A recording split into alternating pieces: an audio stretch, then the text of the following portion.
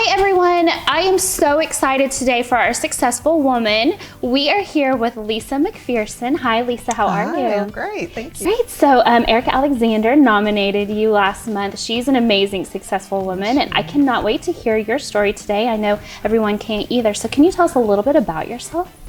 Well, I have basically lived here my whole life. I did move away, for college and after college. But we ended up moving back here when my daughter Faith was just 3 months old, and we've lived here ever since. So she's 25 now. Yeah. So we've lived here a long time. Just basically, raised my two girls, for most of this 20 plus years, but just always had this little dream in my heart to open a store. And so this is what happened. About 2 months ago, we opened Pair of Feet, which is a name. A lot of people ask, where the name came from. And it was my ancestors that came from a little town in Switzerland, and it was named Pair of Feet.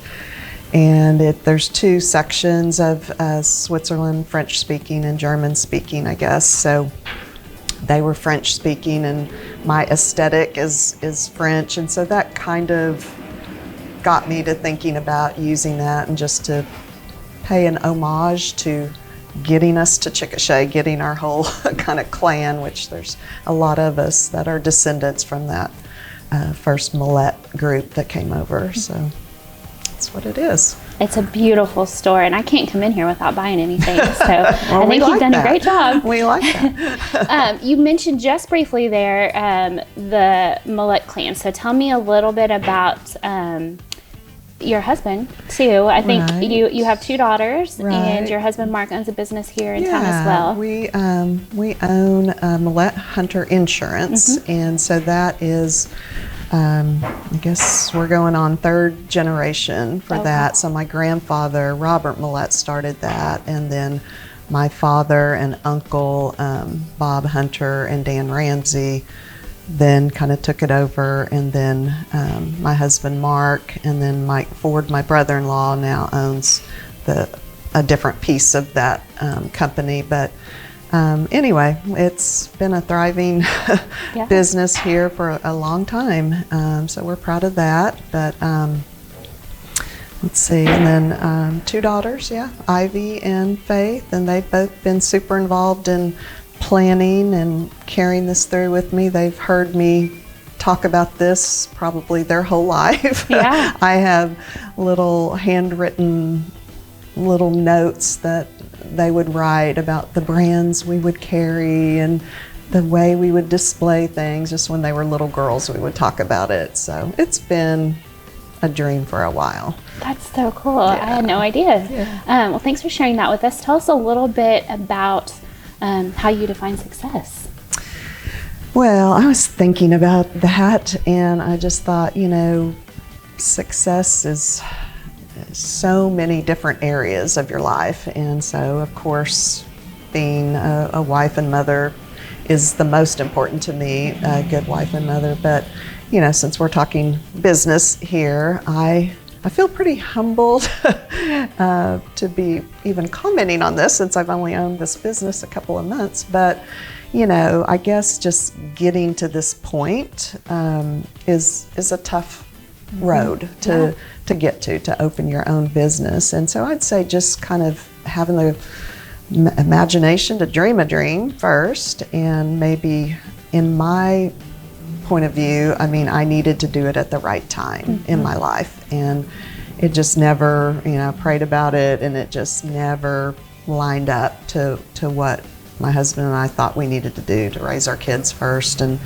then what do you know? They left me one day. So my time was, it was open, and I was able to dedicate a lot of time to this. And so having the courage to see it through, but also, something I've noticed along the way is just the wisdom to see around you the things you're not that good at and the things you're not that talented with, but to see the people that God kind of instrumentally brings into your life that are I needed a graphic designer. I got one. I needed somebody to help me design the space. Got that. Had somebody, that's a builder in my family. Got that. I mean, just time after time, he just sent people, relatives, friends,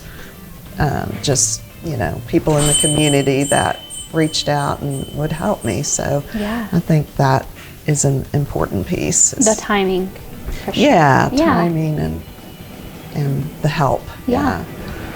So along those lines, it sounds like, when we talk about how to encourage other women to fulfill their dreams or to reach their vision and all of that stuff, what advice do you have for them? I think our culture kind of is, especially for women, they're teaching us to just say no. That seems to be like a catchphrase, just say no.